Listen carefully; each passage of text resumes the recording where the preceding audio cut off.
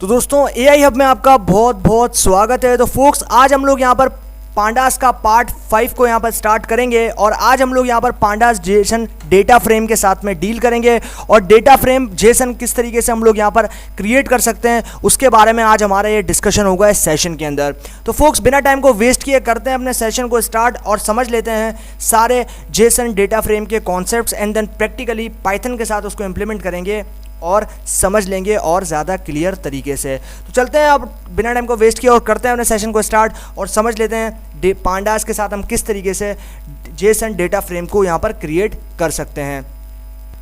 तो भाई जैसा कि आप लोग देख सकते हो कि मैं आ चुका हूं यहाँ पर और यहाँ पर आप देख रहे हो कि हम लोग आज जो है वो यहाँ पर जेसन डेटा फ्रेम को पांडास लाइब्रेरी के थ्रू किस तरीके से क्रिएट कर सकते हैं, किस तरीके से यहाँ पर हम लोग उसको जो है वो बना सकते हैं, तो उसके बारे में आज हम लोग जो है यहाँ पर डिस्कशन करेंगे।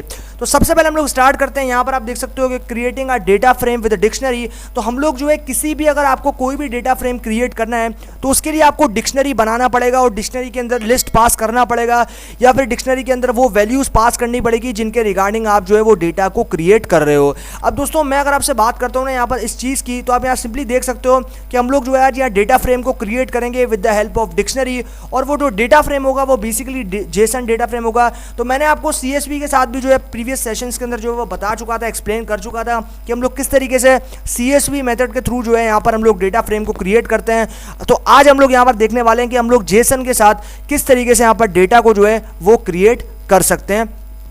तो स्टार्ट करते हैं। सबसे पहले आपको यहाँ पर देखना है और यहाँ पर आप देख रहे हो कि मैं जो है यहाँ पर इंपोर्ट कर रहा हूँ पांडास को। तो आपको सिंपली इंपोर्ट कर लेना है इंपोर्ट पांडास एज PD और PD जो कि पांडा का एलियस है उसके साथ में आप जो है वो पांडा को इंपोर्ट कर सकते हो। मैंने आपको अलग अलग प्रीवियस सेशंस में कमांड्स बताई थी जिसके थ्रू आप जो है वो पांडास को जो है वो यहाँ पर इंपोर्ट कर सकते हो पाइथन के अंदर और फिर उसके बाद उसके साथ में जो है वो काम कर सकते हो। तो आप यहाँ सिंपली देख रहे हो कि मैं जो है वो import pandas as PD command के थ्रू जो है यहाँ पर पांडास को इंपोर्ट कर रहा हूँ और मुझे अगर डेटा फ्रेम को क्रिएट करना है तो मुझे पांडास को यहाँ पर इंपोर्ट करना पड़ेगा क्योंकि पांडास जो है वो डेटा मैनिपुलेशन लाइब्रेरी और डेटा मैनिपुलेशन के लिए या फिर डेटा व्रैंगलिंग के लिए हम पांडास को यहाँ पर यूज़ करते हैं किसी भी डेटा फ्रेम को क्रिएट करने के लिए या फिर किसी भी डेटा फ्रेम के साथ में काम करने के लिए।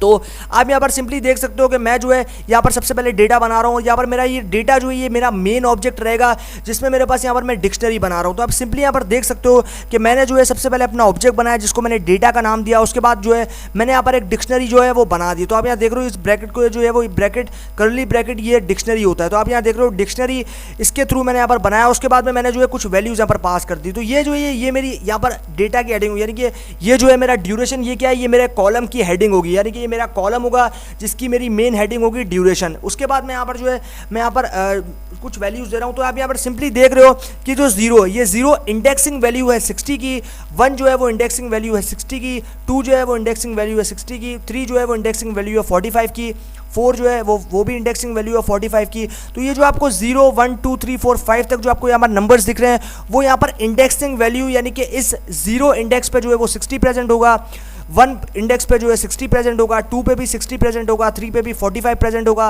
4 पे 45 होगा और 5 पे भी 60 प्रेजेंट होगा। तो ये जो है जो आप यहाँ पर राइट साइड पे देख रहे हो, ये जो राइट साइड पे आपको यहाँ पर नज़र आ रहा है ये आपको जो है वो वैल्यूज़ हैं और ये जो लेफ्ट साइड पे आपको दिख रहा है ये लेफ्ट साइड पे जो है ये आपको यहाँ पर जो है वो इंडेक्स वैल्यू दिखा रहा है। तो इस तरीके से आप जो है यहाँ पर किसी भी इंडेक्स के ऊपर किसी भी वैल्यू को यहाँ पर मैप कर सकते हो। तो मैंने यहाँ पर आप सिंपली देख सकते हो कि मैंने जो है यहाँ पर 0 पे 60 को जो है यहाँ पर 0 जो इंडेक्सिंग वैल्यूज़ पे 60 है, इसी तरह 1 पे भी 60 है। इस तरह मैं आपको यहाँ जो है वो एक्सप्लेन कर चुका हूँ।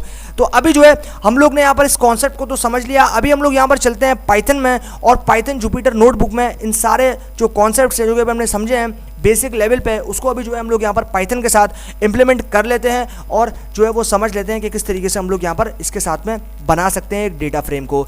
तो बेसिकली मेरा ये मेन पर्पस है कि भाई आपको जो है ये सारी चीज़ें समझ में आनी चाहिए।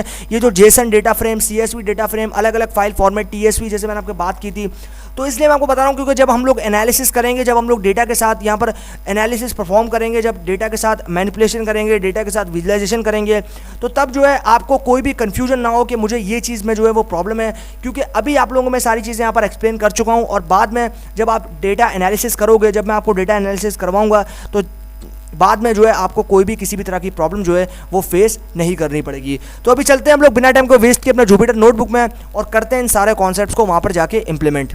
तो भाई जैसा कि आप लोग देख सकते हो मैं आ चुका हूँ अपने जुपिटर नोटबुक में, और अभी जो है हम लोग यहाँ पर उसको इंप्लीमेंट करते हैं, क्रिएट करते हैं एक जेसन डेटा फ्रेम को। तो उसके लिए मुझे सबसे पहले यहाँ पर इंपोर्ट करना पड़ेगा पांडास लाइब्रेरी को। तो मैं यहाँ पर इंपोर्ट करता हूँ इंपोर्ट पांडास एज पीडी। तो अभी मैं शिफ्ट प्लस एंटर करता हूँ, और जैसे मैंने शिफ्ट प्लस एंटर किया आप देख रहे हो मेरी लाइब्रेरी जो है वो यहाँ पर लोड हो चुकी है। तो अगर हमें कोई डेटा फ्रेम क्रिएट करना है सबसे पहले मुझे ऑब्जेक्ट बनाना पड़ेगा। तो मैं यहाँ पर डेटा नाम का एक ऑब्जेक्ट बना देता हूँ। उसके बाद मुझे जो है एक डिक्शनरी को क्रिएट करना पड़ेगा। तो मैं यहाँ पर डिक्शनरी को क्रिएट करता हूँ, देन उसके अंदर जो है मेरे पास यहाँ पर जो है वो ड्यूरेशन वाला कॉलम मैं यहाँ पर ले लेता हूँ। और उसके बाद जो है मुझे यहाँ पर क्या करना पड़ेगा, उसके बाद जो है मुझे यहाँ पर एक और डिक्शनरी यहाँ पर क्रिएट करना पड़ेगा।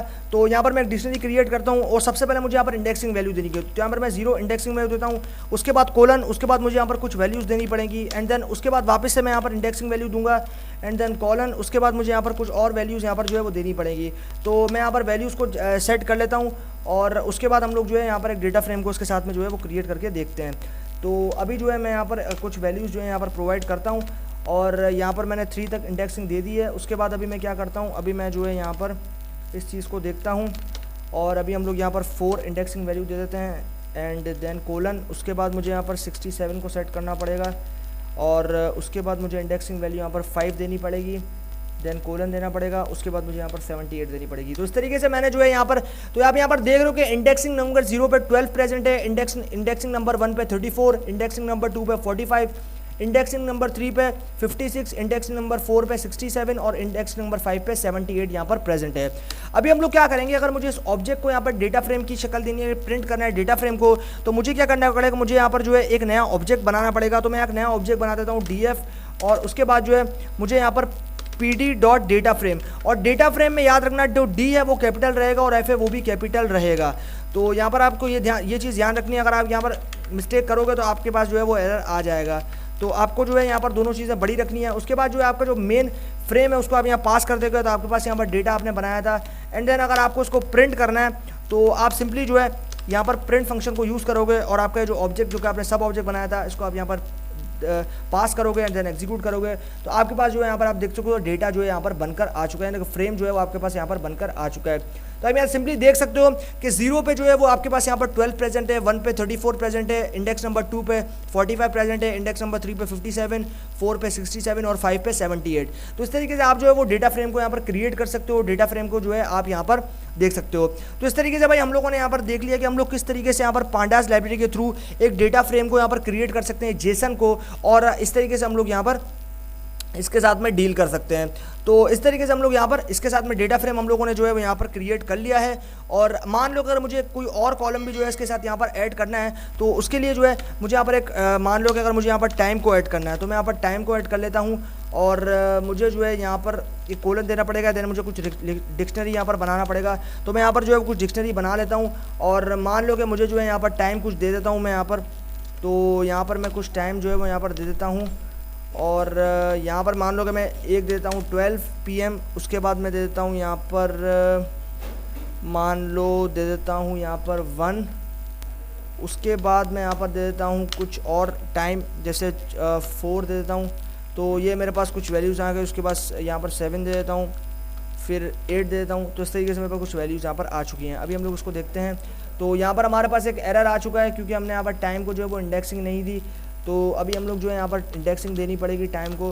तो मैं यहाँ पर 0 पे जो है, तो यहाँ पर 0 पे जो है मैं यहाँ पर कुछ वैल्यूज़ दे देता हूँ। तो मान लो मैं 12 PM जो है वो यहाँ पर दे देता हूँ, और अभी जो है इसके बाद मुझे क्या करना पड़ेगा, इसके बाद यहाँ पर मेरे पास एक एरर आ रहा है, तो मैं 12 दे देता हूँ। उसके बाद मुझे क्या करना पड़ेगा, उसके बाद मुझे दूसरी वैल्यू देनी पड़ेगी। तो इंडेक्सिंग नंबर 1 पे जो है मैं यहाँ पर दे देता हूँ 7 और 9। उसके बाद में जो है मैं यहाँ पर दे देता हूँ इंडेक्सिंग नंबर 2 पे कुछ वैल्यूज़ जो कि हो जाएगी मेरे पास 4। तो अभी हम लोग उसको एग्जीक्यूट करते हैं, और आप यहाँ पर देख रहे हो कि मेरे पास ये जो वैल्यूज़ हैं जो कि मैंने इंप्यूट नहीं किया नल आ रही है। तो नन का मतलब है कि मैंने यहाँ पर वैल्यूज़ को इंप्यूट नहीं किया। तो मेरे पास यहाँ पर 3 और वैल्यूज़ मुझे यहाँ पर डालनी पड़ेंगी। तो मैं यहाँ पर डाल देता हूँ, और मैं यहाँ पर दे देता हूँ इंडेक्सिंग वैल्यू नंबर 3 पे जो है मैं यहाँ पर डाल देता हूँ 5 को। उसके बाद इंडेक्सिंग नंबर 3 के बाद आ जाएगा इंडेक्सिंग नंबर 4 पे जो है मैं यहाँ पर डाल देता हूँ 6 को।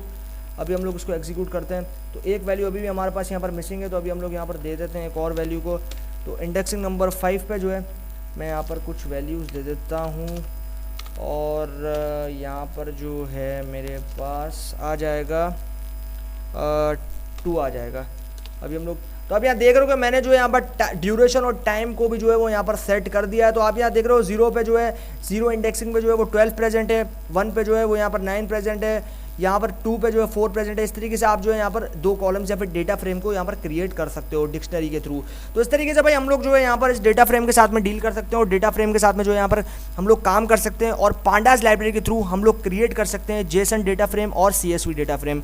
तो हम लोगों ने CSV तो क्रिएट कर लिया था और अभी हम लोगों ने ग्लांस लिया यहाँ पर जेसन का कि किस तरीके से हम लोग जेसन डेटा फ्रेम को यहाँ पर क्रिएट कर सकते हैं और हम लोग जो है पांडास लाइब्रेरी के थ्रू इसके साथ में डील कर सकते हैं। तो इस तरीके से हम लोगों ने जो है यहाँ पर इस कॉन्सेप्ट को तो समझ लिया और प्रैक्टिकली इसको इंप्लीमेंट भी कर लिया और अभी जो है हमारा ये सेशन फाइनली यहाँ पर एंड होता है और आगे आने वाले पांडास के सेशन में हम लोग और डीपली पांडास को एक्सप्लोर करेंगे और फंक्शंस और आपके पास जो मेथड्स हैं उनके साथ में हम लोग यहाँ पर समझेंगे, उनको डिस्कस करेंगे ब्रीफली और उनके जो कॉन्सेप्ट्स हैं उनको प्रैक्टिकली भी इंप्लीमेंट करेंगे पाइथन के साथ। तो फोक्स अभी तक के लिए इस वीडियो में इतना ही, बाकी हम लोग आगे आने वाले सेशंस के अंदर कवर करेंगे। तो तब तक के लिए गुड बाय।